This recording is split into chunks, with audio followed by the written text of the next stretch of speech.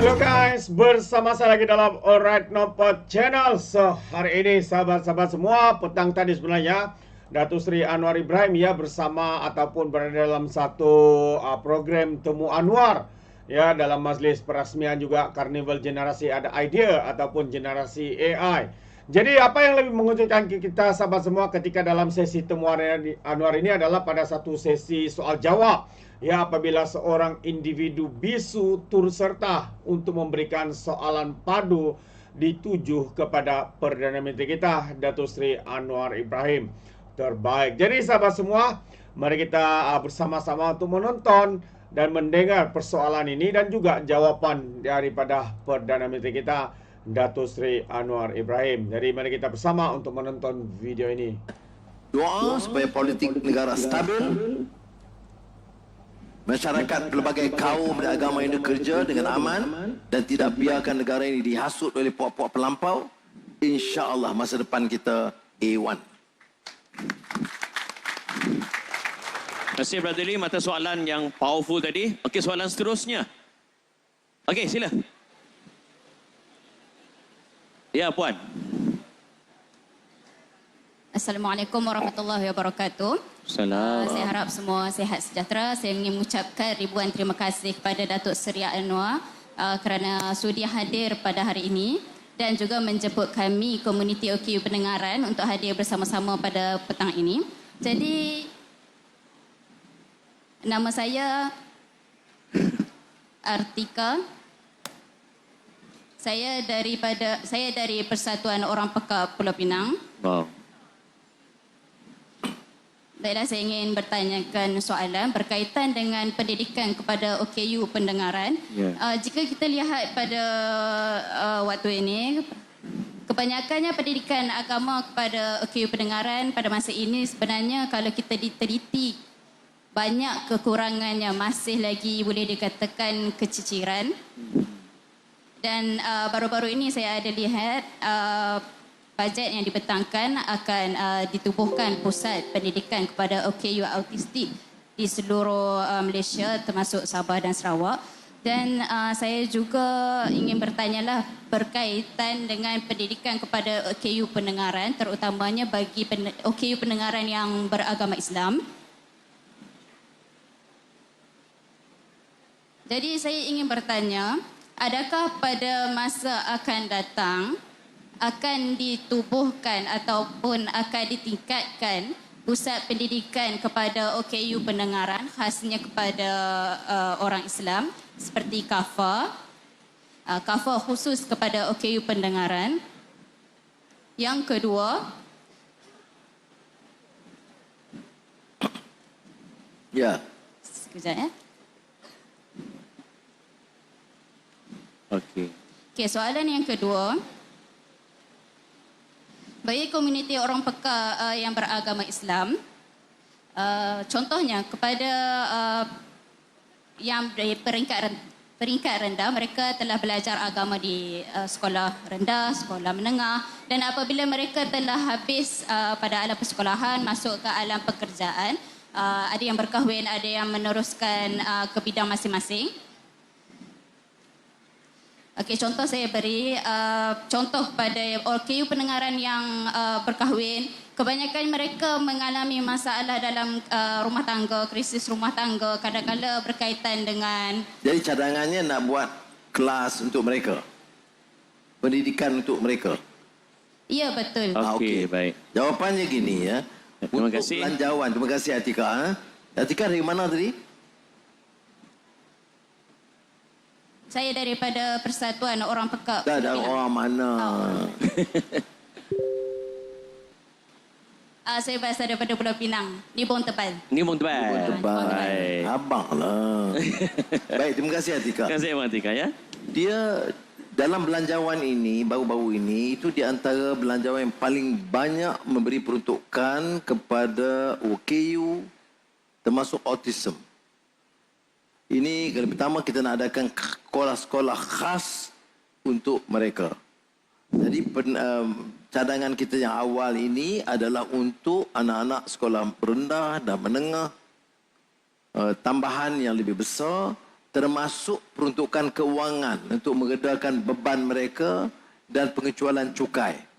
Ini maksimum yang kita berikan. Baik. Cadangan Atikah ialah bagaimana pula bagi orang yang sudah lepasan sekolah atau dah berumah tangga.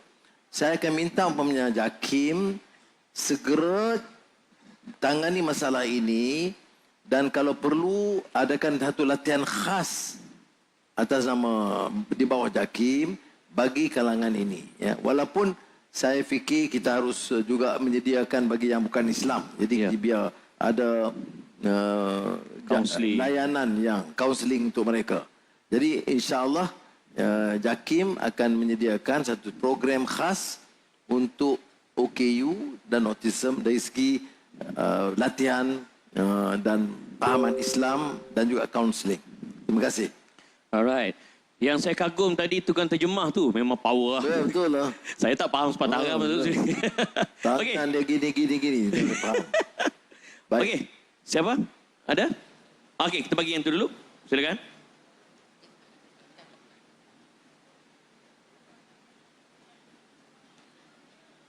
Ya. Bismillahirrahmanirrahim. Okay, Assalamualaikum Datuk Seri. Saya Azlina Abu Bakar daripada Taman Pauh Jalan Baru. Okey, soalan saya, adakah kerajaan akan melaksanakan pengangkutan awam, contoh LRT, MRT untuk mengelakkan dari heavy traffic jam? So, example saya daripada Taman Pauh nak ke ofis saya di Perai, sepatutnya ambil masa 5 minit. Saya keluar 7.30, tapi pukul 8 baru sampai ofis. Heavy traffic jam sebab dari Nibong Tebal, Bukit Tengah semua. And then lagi satu, contoh daripada BKE Kulim keluar ke Jalan Pematang Nibong, Kampung Utama semua jalan situ. So kita memang traffic jam traffic jam. Baik, And then lagi satu, Datuk Seri, saya minta tolong naik tarafkan Jalan Pematang Nibong laluan Kampung Pertama. Sebab dari BKE sana memang Matang Nibong ke Kampung Pertama. Ya, and then keluar traffic jam ke UiTM atau Politeknik. Lepas tu lagi satu. Suruh jalan banyaknya. 3 soalan tu. Last one. Okay, last one. Sungai Derhaka. Tu dia. Jalan juga. Hujan, penuh air banjir. Kesian orang-orang Kampung Pertama di situ. Memang beli barang rosak. Baik. Lepas tu minta Datuk Seri ambil perhatian untuk ni lah. Bergaya. Terima kasih. Baik, terima kasih. Datuk Seri Utama jadi terima kasih. Ketua Menteri terus lah no. Ni. Banyak orang muda tak tahu nama asal Kampung Pertama itu Sungai Derhaka. Sungai Derhaka itu dipanggil Treacherous River. Sungai Derhaka. Dan Sungai Derhaka itu ada sebenarnya PhD dissertation. Dulu, saya ada tahun 60-an, ada seorang Mak Saleh tulis tesis mengenai Sungai Derhaka. Tapi oleh kerana orang kampung ke situ dia rasa tak sesuai dengan nama Sungai Derhaka, tukar jadi Kampung Pertama. Jadi air naik itu memang saya dapat laporan juga ya. Yang kita dia langkah memang ambil masa, cuma sementara ni selalu kita suruh korek sungai, korek parit sementara. Tetapi dia dari tebatan banjir ni, dia memerlukan dana yang cukup besar. Tebatan banjir yang kita jalankan sekarang, di Johor, di Kelantan, di Pahang, di Selangor ini, termasuk Pulau Pinang, dah sudah 15 bilion ringgit. Itu hanya tebatan banjir. Tak selesai lagi semua masalah. Semua zaman saya kena tanggung ni. Jalan ni, LRT, MRT ni kita terbatas. Macam kita lulus dari Pulau Pinang kerana tahap kesesakan terlalu tinggi. Maka akan dijalankan di Pulau Pinang. Kemudian, di antara yang paling sesak di Pulau Pinang ni, simpang di Johor. Itu kita luluskan. Yang lain tu dia kena ambil masa sikit lah. Nanti saya cuba cari jalan macam mana, lebarkan jalankan sedikit, baiki sikit. Ataupun Abang Azalina, Azal kan? Azlina Abu Bakar. Nampak kena suruh polis outrider satu pergi ke Azlina. Dah melawak jangan marah.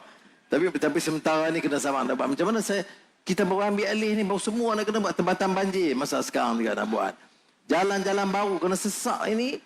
Ya, di Johor ada satu, di Johor ada satu, dan satu jalan sekarang ni tak macam dulu. Dengan nak buat apa ni, lintasan atas semua ni, sampai 600 juta, 1 bilion. Untuk LRT Pulau Pinang, 1 bilion ringgit lebih. Ini lapangan terbang. Dulu Tawau ni bukan jadi keutamaan kita, tetapi pesawat daripada Korea, China untuk pelancongan di Tawau tu dah meningkat. Maka kena perbesarkan. Jadi saya ambil maklum, saya lihat apa yang patut kita lakukan, insya-Allah kita lakukan. Salam dan warna Taman Pauh tu, jangan marah saya cuba insya-Allah. InsyaAllah. Okey, baik, masya-Allah. Okey, soalan seterusnya. Okey, ada brother? Ya, di belakang sana. Kita bagi yang tu dulu. Okey, anak muda kita. Okey. Cubaan suara 1, 2, 3. Ya, dengar dia. Assalamualaikum warahmatullahi wabarakatuh. Waalaikumsalam Salam warahmatullahi. sejahtera, salam Malaysia Madani dan salam kasih saya tujukan kepada Yang Amat Berhormat Perdana Menteri Malaysia Datuk Seri Anwar bin Ibrahim. Soalan saya Datuk Seri ada dua. Yang pertama adalah bagaimana kerajaan Malaysia merancang untuk mengimbangi keperluan mempercepatkan pembangunan dan penggunaan kecerdasan buatan AI dalam sektor awam dan swasta. Dan yang kedua, Yang Amat Berhormat Perdana Menteri, bolehkah Yang Amat Berhormat Perdana Menteri menyatakan jumlah pusat nadi yang telah ditubuhkan di Pulau Pinang setakat ini dan bagaimana pusat-pusat ini membantu serta meningkatkan capaian dan literasi digital dalam kalangan penduduk. Sebelum itu nama diberi Muhammad Amsyar bin Saifulizan, mantan yang di-Pertua Speaker Cawangan Pulau Pinang, merangkap Ketua Biro Mahasiswa Angkatan Muda Keadilan Permata. Terima kasih. Muhammad. Okey. Oi, saya senyum. Soalan PhDU. Ya. Pertama, soalan yang baik tentang AI. Ya. AI, kementerian yang menyelaraskan itu Kementerian Digital. Kemudian yang diberi tugas termasuk MCMC, Kementerian Komunikasi. Maknanya penekanan daripada kerajaan itu, keutamaannya memastikan bahawa seluruh penjawat awam kanan itu diberi pendedahan. Kemudian ada pusat-pusat, rupanya ada pusat kecemerlangan. Ada center, AI center. Ada education satu bab ya, fakulti sebagainya. Jadi kalau nak kata mengimbangi, saya kurang pasti bagaimana sekarang. Kerana sekarang kita baru mula secara agresif. Ya. Very agresif sebab kita agak slow dalam hal ini.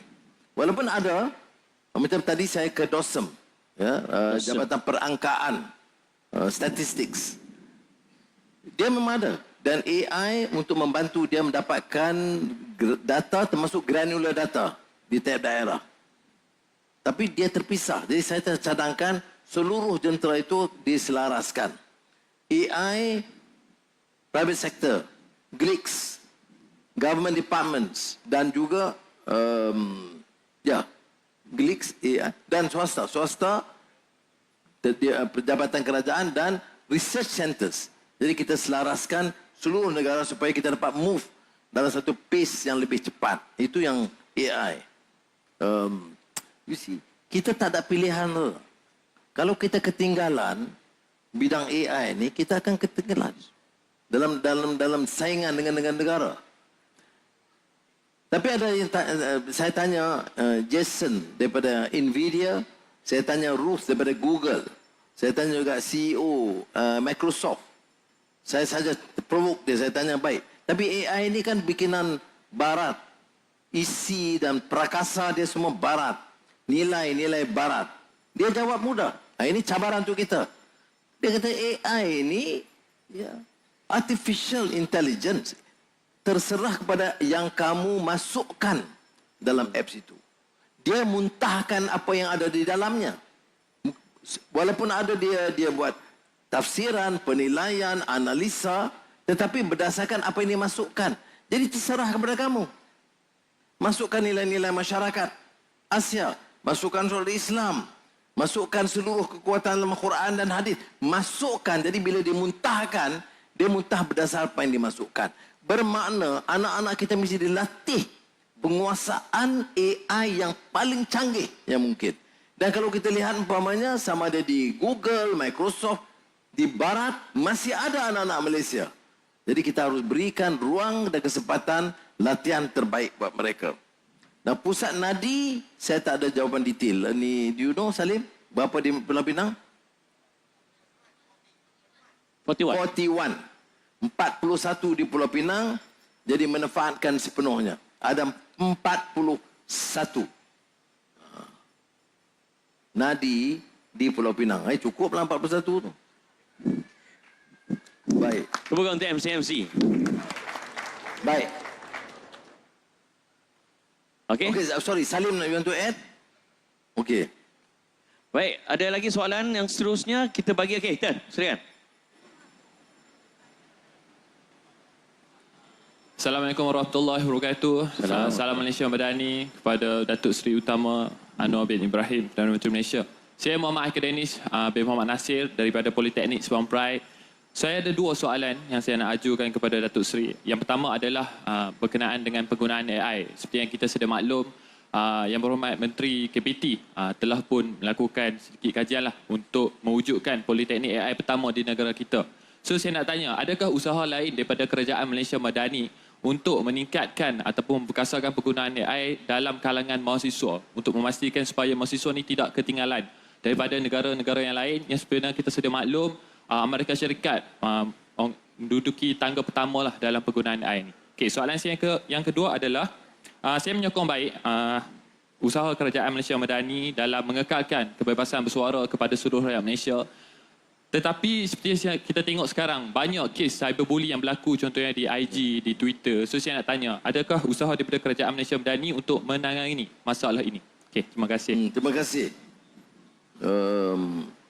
Pertama soal AI. Kita mulakan dengan fakulti AI dan disiplin AI di semua universiti. Kemudian kita sambung dengan AI Politeknik.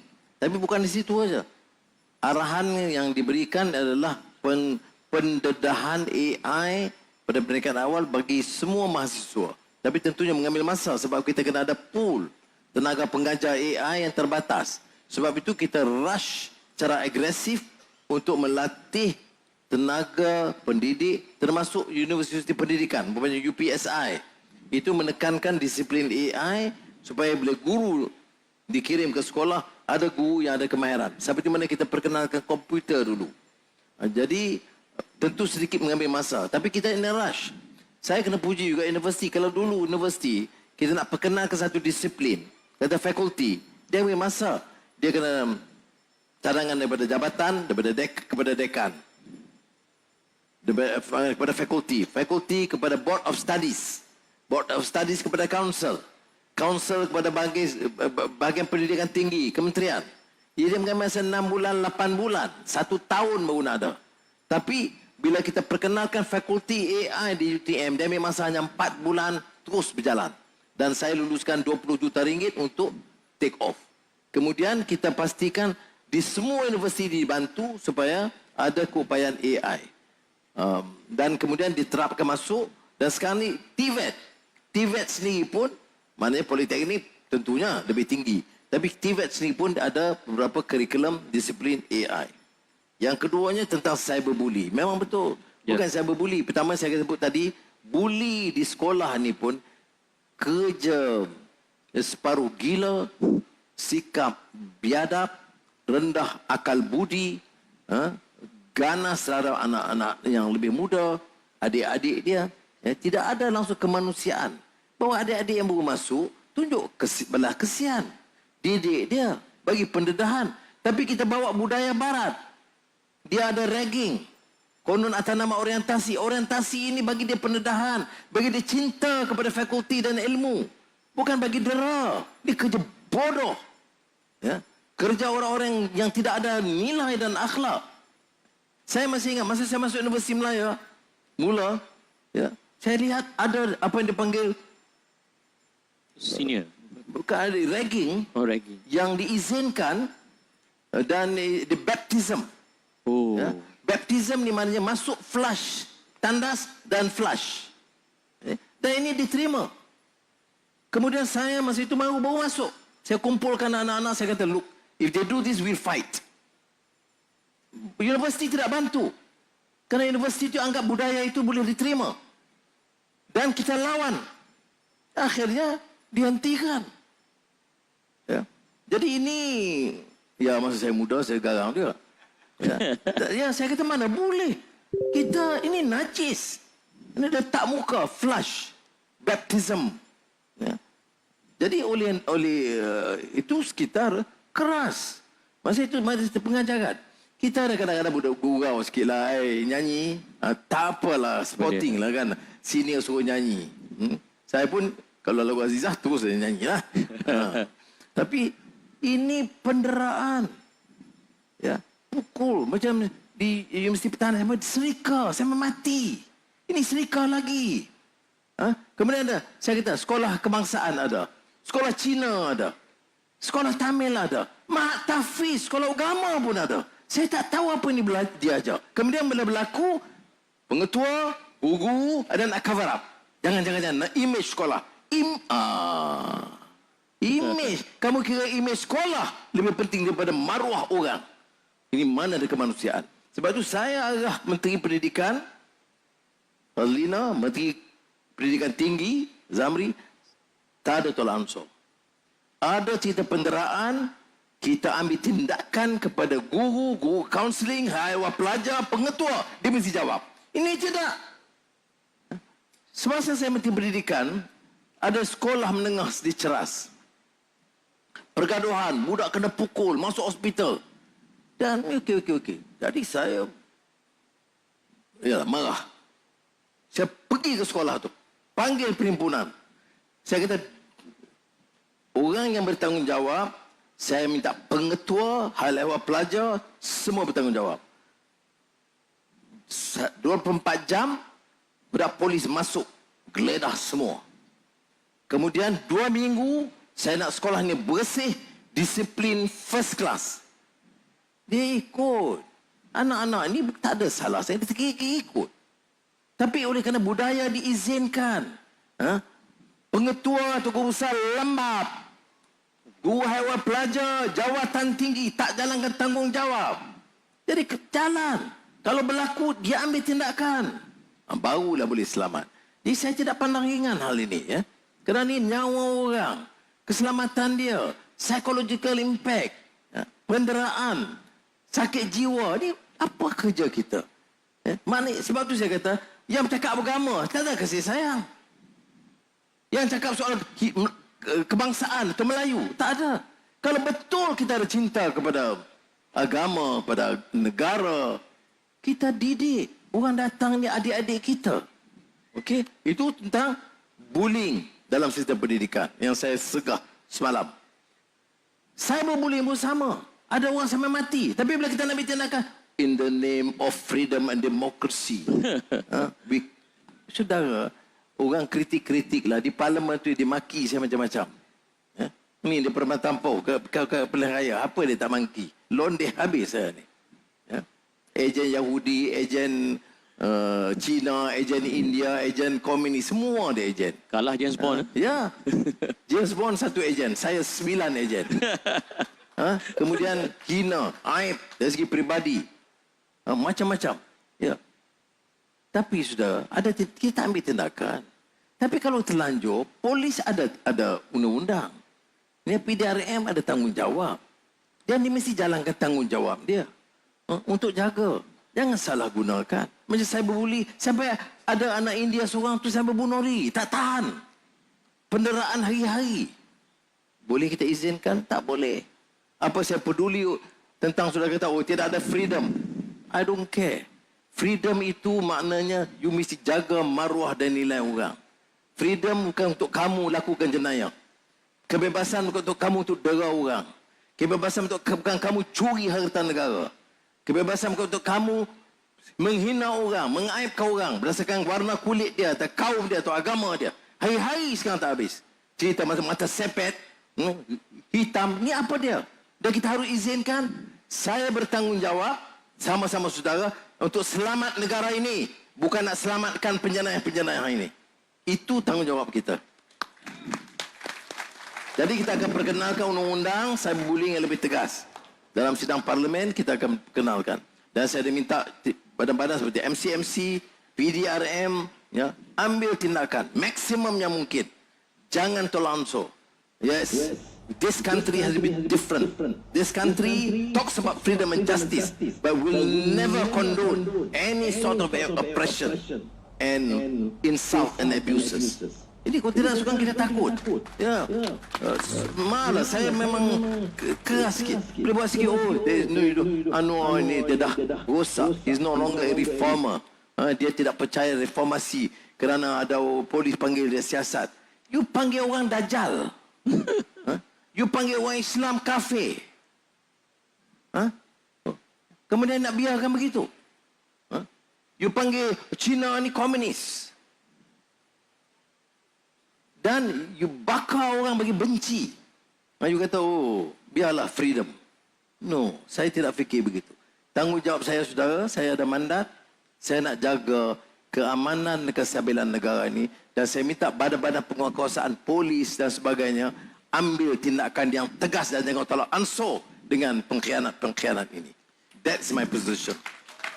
Baik, saya dengan kuasa sebagai pengacara. Terbaik, itu dia penegasan yang begitu padu mantap daripada Perdana Menteri kita ya, berkaitan dengan isu-isu dan juga perkara-perkara yang sedang berlaku ya di dalam negara kita khususnya. Dan apa yang menarik perhatian saya tadi adalah soalan daripada seorang individu yang peka. Maafkan saya, bukan bisu ya, tapi peka ya, yang diajukan kepada Perdana Menteri kita. Begitu baik soalannya, dan juga soalan-soalan daripada anak-anak muda, sahabat-sahabat semua. Oh, mantap sekali dijawab oleh Perdana Menteri kita dengan pencerahan, penjelasan yang begitu mantap, begitu baik sekali. Jadi apa pandangan anda, sahabat semua? Anda boleh berikan komen di dalam ruangan komen. Jadi izinkan saya untuk mengundurkan diri. Dan seperti biasa, peribahasa mengatakan, tapapun kangkap, 2 ton keinginan. Dalam bahasa Melayunya, tepuk dada, tanya selera. Sekian saja daripada Alright Nampak Channel. Kita berjumpa lagi. Bye-bye.